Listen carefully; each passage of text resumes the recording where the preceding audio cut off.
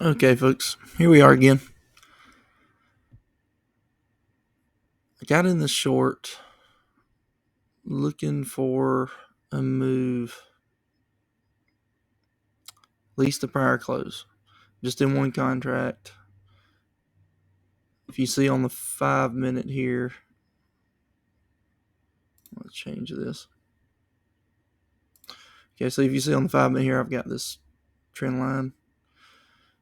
You've got this wick on a 5 minute. Now, in my experience, this happens a lot. If you have a wick, if that close, this is on the 5 minute particularly, but if you have a close that's in the bottom half of the candle, this one is, that wick, usually price goes down and kind of fills that wick. Now it could go way up here and then come back down and fill this wick. This wick, if you see the candle, that's not quite 50%. So it may not ever touch this wick again. But if you look, see this had this wick, what did it do?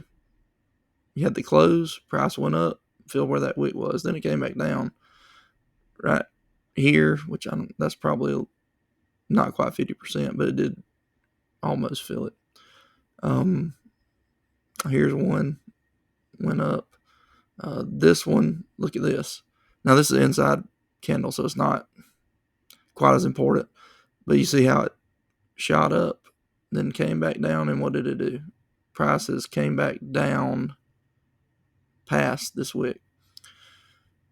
So you see that. You see that a lot in the 5 minute. See it right here. Price went down, but it popped back up, went over this wick.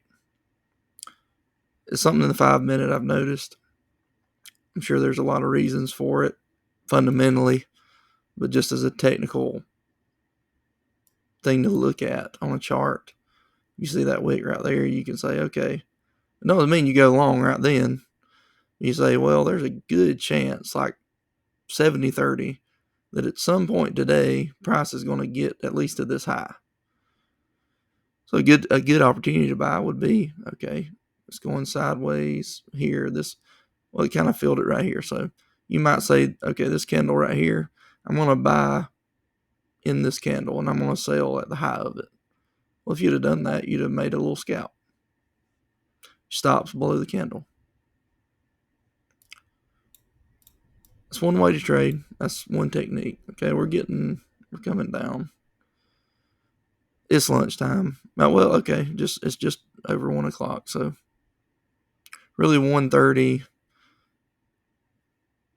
to the close is the PM session that most people look at. So from like 11:30 to 1:30 or 12 to 1:30, a lot of times it doesn't do much. It's a lot of sideways stuff.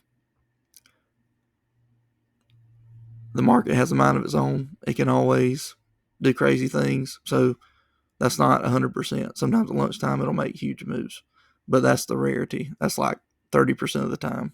70% of the time it's just going to range, and it pretty much did today. You can see 12 o'clock right here. I had one good drop. I actually was short on that and caught that one. I got short again and caught some of this move, but that's not. You compare it to the morning. That's nothing crazy right there. But just kind of wanted to look at that with you guys, and